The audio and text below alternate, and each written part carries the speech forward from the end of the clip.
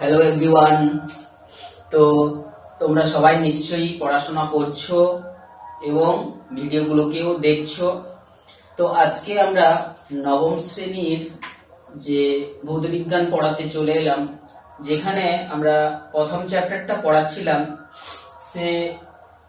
যেখানে আমরা আজকে পড়াবো হচ্ছে পরিমাপকারী যন্ত্রগুলো সম্পর্কে।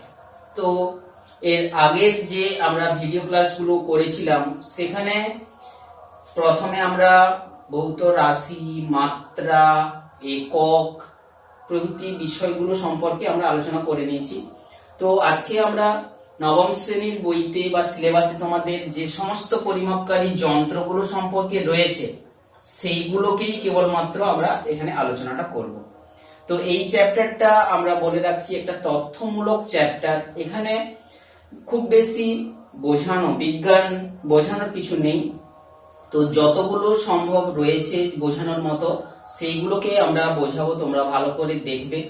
তো আজকে আমরা পরিমাপকারী যন্ত্র যে অংশটাতে, এই অংশে এখানে আমরা যে সমস্ত যন্ত্রগুলোর কথা আমরা আলোচনা করব, এক নম্বর হচ্ছে দৈর্ঘ্য পরিমাপকারী যন্ত্র, যেটা ভর পরিমাপকারী যন্ত্র, সময় পরিমাপকারী যন্ত্রগুলো, তাছাড়া আয়তন পরিমাপকারী যন্ত্র, ক্ষেত্রফল পরিমাপকারী যন্ত্র, তাছাড়া এইগুলোকে কাজে লাগিয়ে কি করে আমরা ঘনত্ব পরিমাপ করতে পারবো, কিংবা কিভাবে ধরো কোনো কল থেকে জল পড়ছে তার হার নির্ণয় করতে পারবো, প্রভৃতি বিষয়গুলো রয়েছে। তো প্রথম চলে আসছি আমরা দৈর্ঘ্য পরিমাপকারী যন্ত্র।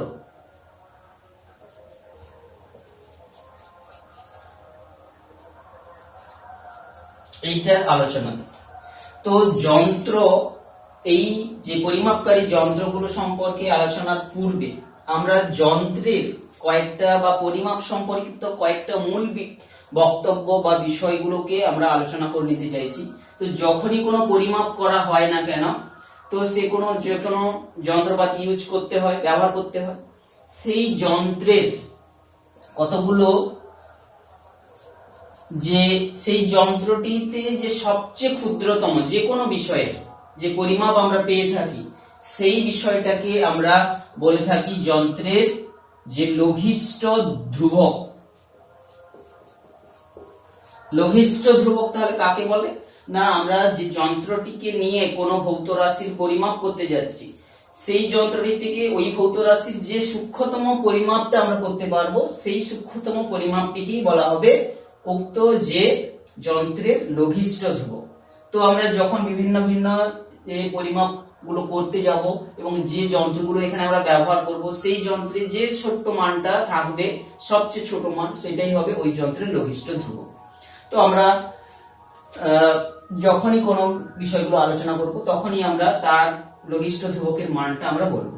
দ্বিতীয় একটা প্রসঙ্গ আছে যে কোন যন্ত্রের সূক্ষ্মতা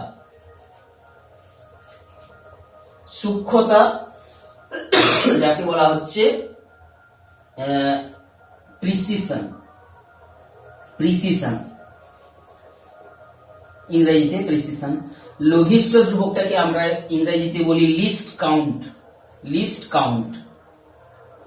আর সূক্ষ্মতা বিষয়টা কি, অর্থাৎ যখন আমরা পরিমাপ করি, এটা হচ্ছে যন্ত্রের বিষয়। আবার যখন পরিমাপ করতে যাচ্ছি, শুধু যন্ত্র নিয়ে তো আর পরিমাপ হয় না, যখন পরিমাপকারী যিনি পরিমাপ করছেন তারও কিছু গুণাবলীগুলো সেই পরিমাপের মধ্যে এসে যাচ্ছে। এক নম্বর হচ্ছে সূক্ষ্মতা, অর্থাৎ প্রিসিশন, কতটা যে সূক্ষ্মতার সঙ্গে নিখুঁত পর্যবেক্ষণের মধ্য দিয়ে যিনি পরীক্ষা করছেন বা মাপযোগ করছেন, তিনি পরিমাপটার ফল প্রকাশ করছেন, সেই সূক্ষ্মতাও একটা গুরুত্বপূর্ণ বিষয়, যেটাকে প্রকাশও করতে হয়, তার নির্দিষ্ট প্রকাশ ভঙ্গিও রয়েছে। তৃতীয় আর একটা বিষয় এটা উল্লেখ করতে হয়, সেটা হচ্ছে সঠিকতা, যেটাকে বলা হচ্ছে অ্যাকিউরেসি, ইংরেজিতে আমরা বলে থাকি অ্যাকিউরেসি। অর্থাৎ আমরা যখন কোনো যন্ত্র দিয়ে কোনো ভৌত রাশির পরিমাপ করি, তো সেই পরিমাপটা আমরা যে জিনিসটা পরিমাপ করতে যাচ্ছি তার একটা সঠিক জানা মান রয়েছে, এবং পরিমাপ করার পরে আমরা ওই মানের কত কাছাকাছি পৌঁছতে পেরেছি সেটাকেই বলা হচ্ছে অ্যাকুরেসি। তো এই তিনটা বিষয়গুলো কিন্তু পরস্পরের সঙ্গে রিলেটেড, এই বিষয়গুলো কিন্তু আমাদেরকে খেয়াল রাখতে হচ্ছে। তো আমরা আমাদের পড়ার সিলেবাসের পড়ার মধ্যে ফিরে আসছি, যেখানে আমরা দৈর্ঘ্য পরিমাপকারী যন্ত্রটার সম্পর্কে ফার্স্ট আলোচনাটা আমরা শুরু করছিলাম। তো দৈর্ঘ্য পরিমাপকারী যন্ত্র কি না, আমরা হচ্ছে স্কেলের দ্বারা কিন্তু আমরা দৈর্ঘ্য পরিমাপ করে থাকি। তো এখন স্কেল তোমরা সবাই জানো, সাধারণত মিটার স্কেলটাকেই আমরা ব্যবহার করে থাকি। তোমাদের জ্যামিতি বাক্স কিংবা তোমাদের হাতের কাছে যে স্কেল গুলো পাবে তোমরা দেখতে পাবে, সেখানটায় 1 মিলিমিটার ঘরটাই হচ্ছে ক্ষুদ্রতম ঘর, আর সেখানে সেন্টিমিটার, 1 সেন্টিমিটার, 2 সেন্টিমিটার এই করে করে স্কেল করা থাকে। তো 1 মিলিমিটার দৈর্ঘ্যের যে স্কেল আমরা সবচেয়ে বড় ব্যবহার করে থাকি, সেখানটায় তাকে বলা হচ্ছে 1 মিটার দৈর্ঘ্যের যে স্কেল সেটা বলা হচ্ছে মিটার স্কেল। তাহলে মিটার স্কেলের সাহায্যে সবচেয়ে বড় আমরা 1 মিটার দৈর্ঘ্যটা একবারে মাপ করতে পারবো, এবং সবচেয়ে ছোট মান যেটা মাপ করতে পারবো সেটা হচ্ছে 1 মিলিমিটার, আর সবচেয়ে বড় মাপ করতে পারবো 1 মিটার। তো এই যে সবচেয়ে ছোট মান যেটা আমরা একটা মিটার স্কেলের সাহায্যে মাপ করতে পারি, তাহলে এই মিলিমিটার, 1 মিলিমিটারই হচ্ছে ওই মিটার স্কেলের লঘিষ্ঠ ধ্রুবক।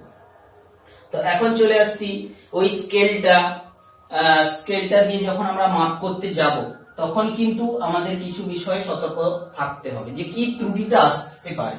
তো যখনই একটা স্কেল, তোমরা মনে করো এইরকম একটা স্কেল যেখানে মানগুলো রয়েছে একটা নির্দিষ্ট দূরত্বে অংশাঙ্কিত করা রয়েছে, তো কোনো একটা বস্তুকে তার পাশে রেখে যখন আমরা মাপটা করতে যাই, ওই যে শেষ প্রান্ত যেখানটা স্কেলের দাগের সঙ্গে মিলেছে তার দিকে আমাদেরকে লক্ষ্য দিতে হবে। তখন কিন্তু আমাদেরকে লম্বভাবেই তাকাতে হবে। লম্বভাবে যদি না তাকাই, একটু আমরা তির্যক ভাবে তাকালে হয় কখনো বেশি মান কখনো কম মান প্রকাশিত হতে পারে। তাহলে এই ভুলটা আসতে পারে, এটাকে বলা হচ্ছে লম্বন ত্রুটি। এটা খুব সহজ বিষয় একটা। তো এই যে স্কেলের একটা ত্রুটি আসতে পারে, এছাড়া আর কি বিষয় আসতে পারে ত্রুটি না, এই স্কেলটার সাহায্যে যদি এই অংশাঙ্কন করার যে ব্যাপারটা যদি সঠিকভাবে অংশাঙ্কন না করা থাকে, তাহলে এটা একটা স্কেলের অংশাঙ্কন জনিত একটা ত্রুটি আমাদের আসতে পারে। তাহলে স্কেলের অংশাঙ্কন জনিত ত্রুটি।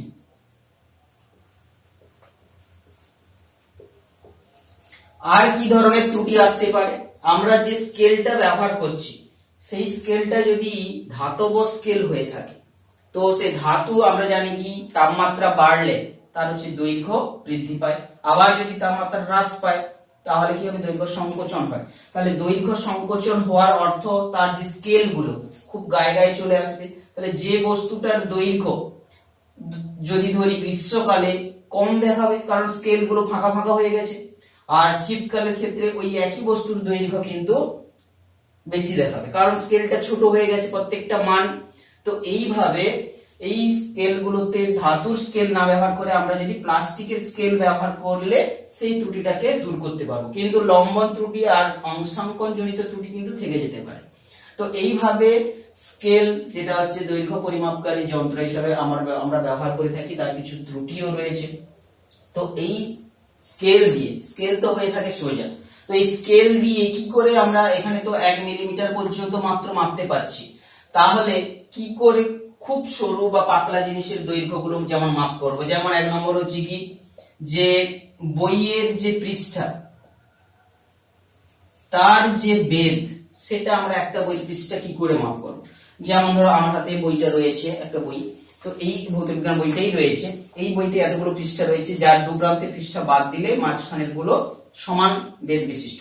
তো এদের যে এক একটা পাতলা দেখতে পাচ্ছ খুবই পাতলা, এর বেধটা কি করে নির্ণয় করবে, একসঙ্গে আমরা একটা জানা সংখ্যক পৃষ্ঠা নিয়ে তার হচ্ছে যে টোটাল একটু সলিড টাইট করে টিপে রেখে একটা স্কেলের সাহায্যে দৈর্ঘ্যটা মেপে নিই, দিয়ে কতগুলো পৃষ্ঠা রয়েছে, পৃষ্ঠা বলতে কিন্তু উভয় পৃষ্ঠার দুপাশে যে পৃষ্ঠা দাগ নাম্বার দেওয়া রয়েছে সেটা নয়, কিন্তু মোট কটা পৃষ্ঠা রয়েছে সেটা দিয়ে ভাগ করলে কিন্তু আমরা সহজে যে একটা সরু পৃষ্ঠার বেধ কিন্তু নির্ণয় করে ফেলতে পারি।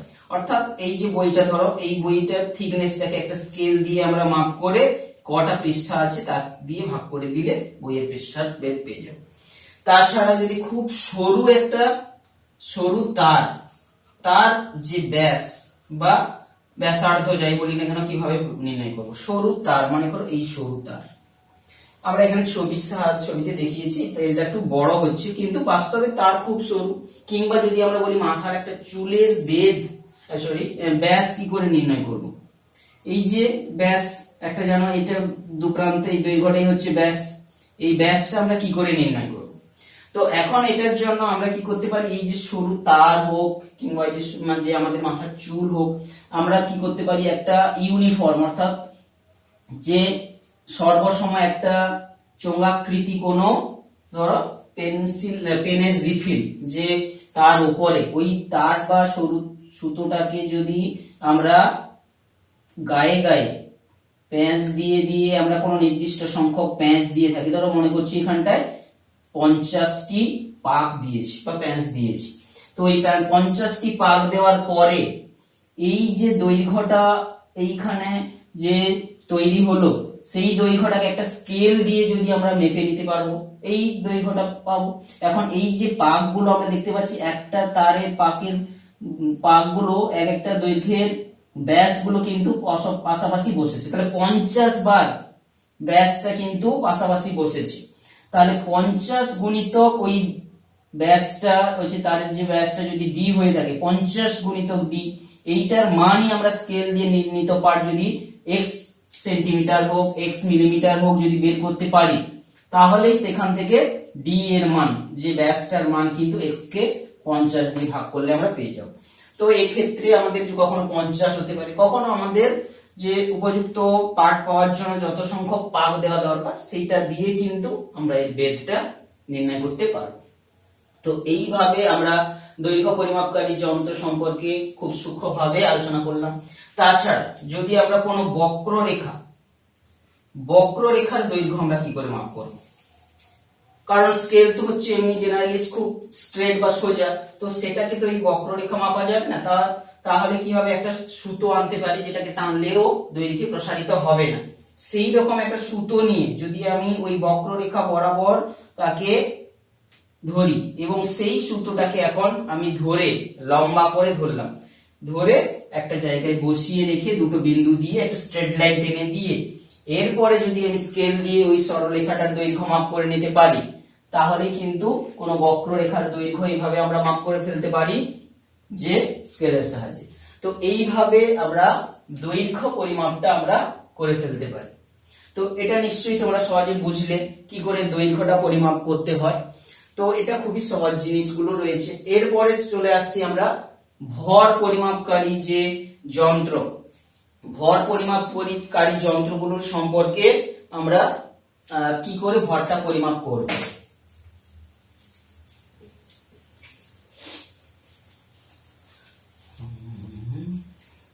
তো ভর পরিমাপকারী যন্ত্র, এরপরে চলে আসছি আমরা দ্বিতীয় নম্বর, ভর পরিমাপকারী যন্ত্র।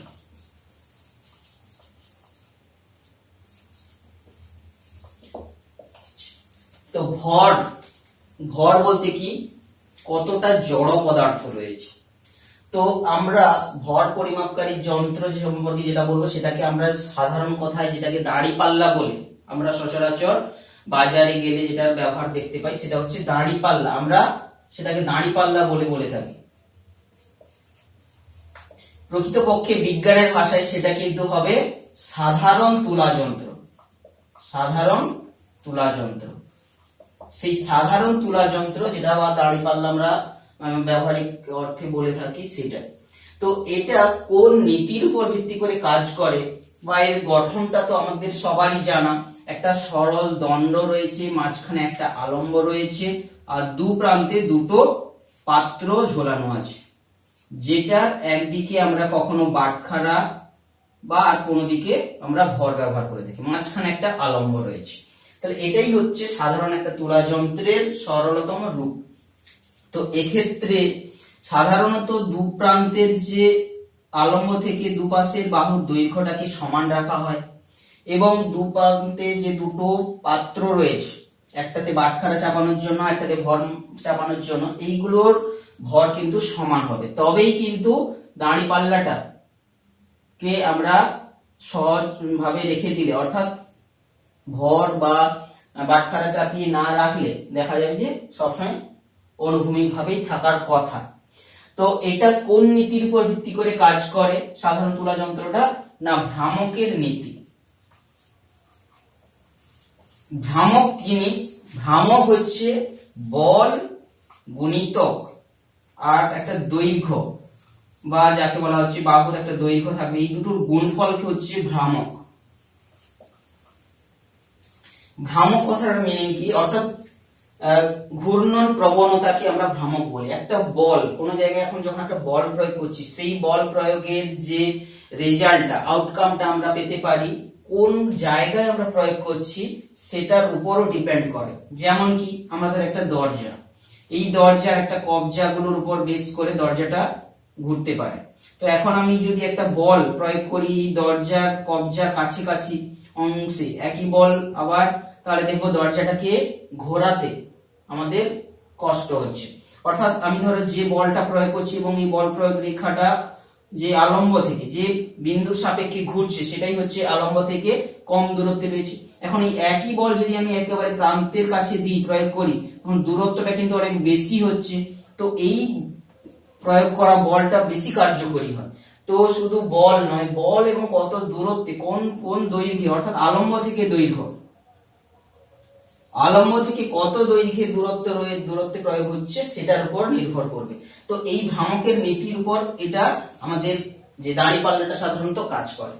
তো এখন দাঁড়িপাল্লার যে বাটখারাগুলো আমরা ব্যবহার করে থাকি সেটার একটা অনুপাত আমরা জানি। তো আমরা বাজারে যে সমস্ত দাঁড়িপাল্লা ব্যবহার করি সেখানে অত সূক্ষ্মভাবে মাপ করার প্রয়োজন পড়ে না, কিন্তু যে বাটখারাগুলো ব্যবহার করা হয় তার একটা আমরা জানি যে মানগুলো পাওয়া যায়, হয় 5:2:2:1 অনুপাতে বাটখারাগুলো কিন্তু আমরা পেয়ে থাকি। অর্থাৎ যদি 5 কিলো, 2 কিলো, 2 কিলো, 1 কিলো, কিংবা 500, 200, 200, 100, কিংবা 50 গ্রাম, 20 গ্রাম, 20 গ্রাম, 10 গ্রাম। তো সাধারণ তুলা যন্ত্রে যেখানে আমাদের সূক্ষ্মভাবে ভরটা মাপ করা হয়ে থাকে, সেখানে যে দাঁড়িপাল্লার যে সাধারণ তুলা যন্ত্রের যে বাটখারার বাক্স রয়েছে সেখানে সাধারণত আমরা পেয়ে থাকি যে সাধারণত 500, 100, 200, 200 এইরকম বাটখারাগুলো আমরা পেয়ে যাচ্ছি। তো এক্ষেত্রে বাটখারাগুলোর অনুপাতটা কেন এরকম রাখা হয়েছে এটা একটা প্রশ্ন। না, আমরা এখানে সেরকম যদি মিলিগ্রামে দেখতে থাকি, এখানে দেখবো 50 মিলিগ্রাম, 10 মিলিগ্রাম, 20 মিলিগ্রাম, 20 মিলিগ্রাম।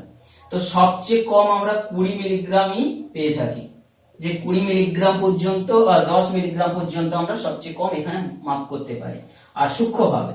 আর হচ্ছে কি সর্বোচ্চ কত মাপ করতে পারি আমরা? 990 পর্যন্ত মাপ করতে পারি। 990, 500, 700, 900, 5 4 900, 1000, 900 মিলিগ্রাম পর্যন্ত, 210 গ্রাম পর্যন্ত আমরা মাপ করতে পারবো। 10 মিলিগ্রাম থেকে 990 মিলিগ্রাম, 10 মিলিগ্রাম থেকে 990 মিলিগ্রাম পর্যন্ত আমরা। আর হচ্ছে আমরা যদি বলি 1 গ্রাম থেকে শুরু করে একেবারে 210 গ্রাম পর্যন্ত। তো এইভাবে আমরা যদি দেখে থাকি, মোট আমরা মাপ করতে পারছি 1 মিলিগ্রাম থেকে শুরু করে বা 10 মিলিগ্রাম থেকে শুরু করে আমরা মাপ করতে পারছি 211.1 গ্রাম পর্যন্ত। তো এই যে রেঞ্জে আমরা সূক্ষ্মভাবে কিন্তু মাপ করতে পারি। অর্থাৎ ওজন বাক্সে বাটখারাগুলো যেগুলো রয়েছে সেখানে এই অনুপাতটা রাখার ফলে কি হয়, আমরা সবচেয়ে কম সংখ্যক বাটখারা ব্যবহার করে 10-এর যে কোনো গুণিতক সংখ্যা আমরা তৈরি করে ফেলতে পারি। যে কোনো পূর্ণ সংখ্যা আমরা 10 পর্যন্ত পূর্ণ সংখ্যা কম সংখ্যক বাটখারা ব্যবহার করে তৈরি করে ফেলতে পারি। তো সেটা যে কোনো গাণিতিক প্রশ্ন যখন দেবে তোমরা দেখবে এই উপযুক্ত পরিমাণে বাটখারাগুলোকে ব্যবহার করে আমরা সংখ্যাটা তৈরি করে ফেলতে পারি। তো সেই আলোচনাগুলোতে যাচ্ছি না, তোমরা বইতে ভালো করে দেখলে বুঝতে পেরে যাবে। তাহলে মূল কথা হচ্ছে যে খুব কম সংখ্যক বাটখারা ব্যবহার করে আমরা 10-এর গুণিতক যে সংখ্যায় আমরা পৌঁছে যেতে পারি, বাটখারার যে মানে ওজনটাকে মাপ করে ফেলতে পারি। তো এই নীতিতে আমরা ওজন বাক্সের বাটখারাগুলোকে এই অনুপাতে রাখা হয়ে থাকছে।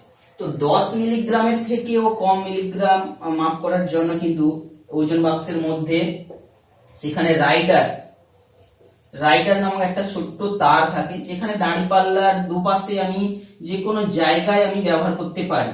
দাঁড়িপাল্লার যেখানে বাটখারা ব্যবহার করা হচ্ছে সেই দিকে আমি একটা নির্দিষ্ট দূরত্বে কোথায় ব্যবহার করছি সেই দূরত্বটা কিন্তু লিখে তাকে উল্লেখ করা হয়ে থাকে, রাইডারটাকে কোথায় ইউজ করছি আমরা।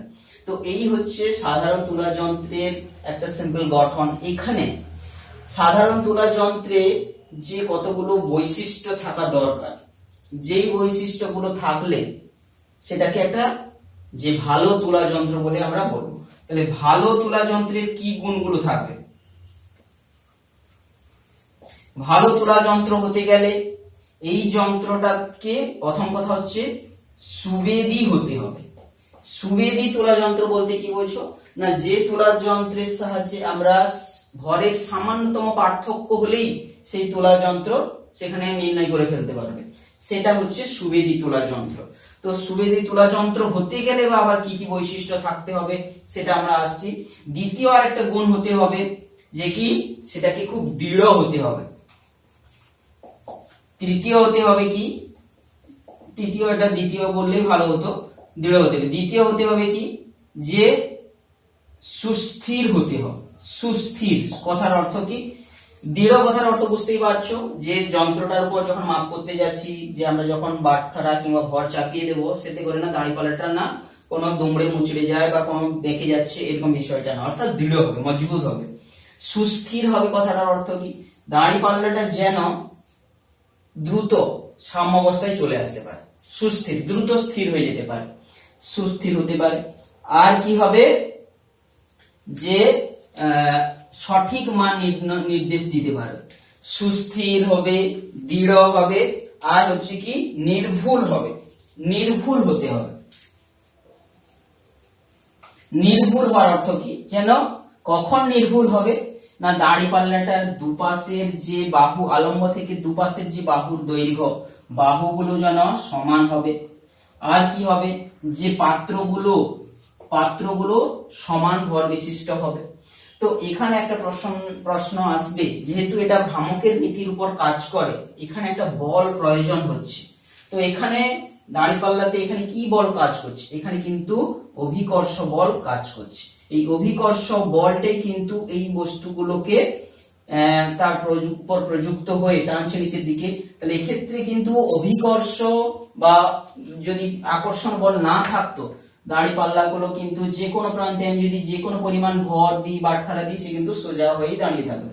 তাহলে এই সাধারণ তুলা যন্ত্র কোথায় কার্যকরী হবে না, যে অভিকর্ষহীন স্থানে কিন্তু কার্যকরী হবে না, অভিকর্ষ থাকতে হবে, তবেই কিন্তু এটা কার্যকরী হবে। তো সে চলে আসছি আমরা ভালো তুলা যন্ত্রের বৈশিষ্ট্যগুলো। তো প্রথম যেটা বলেছিলাম, সুবেদী হবে, অর্থাৎ সূক্ষ্ম সামান্য ভরের পার্থক্যকেও কিন্তু সে ডিটেক্ট করবে। তো তার জন্য কিন্তু আবার কতগুলো পয়েন্ট থাকতে হবে। দেখো, সুবেদী হতে গেলে দাঁড়িপাল্লাটা পাত্রগুলোকে হালকা হতে হবে, 1 নম্বর। এটা হচ্ছে পাত্রগুলোকে হালকা হতে হবে। দ্বিতীয় নম্বর কি হতে হবে, এই যে বাহুগুলো দীর্ঘ হতে হবে।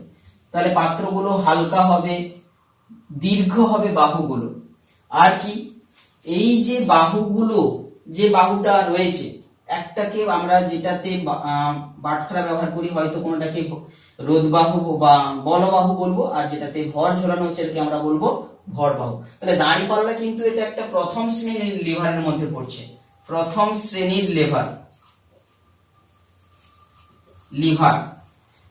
সম্পর্কে তোমরা নিচু ক্লাসে পড়েছো। লিভার হচ্ছে একটা সরল বা বাঁকানো দণ্ড, যার আলম্ব থাকবে, যার একটা রোধ বাহু থাকবে, বল বাহু থাকবে, একটা বল প্রয়োগ করা হবে, একটা জায়গা থাকবে।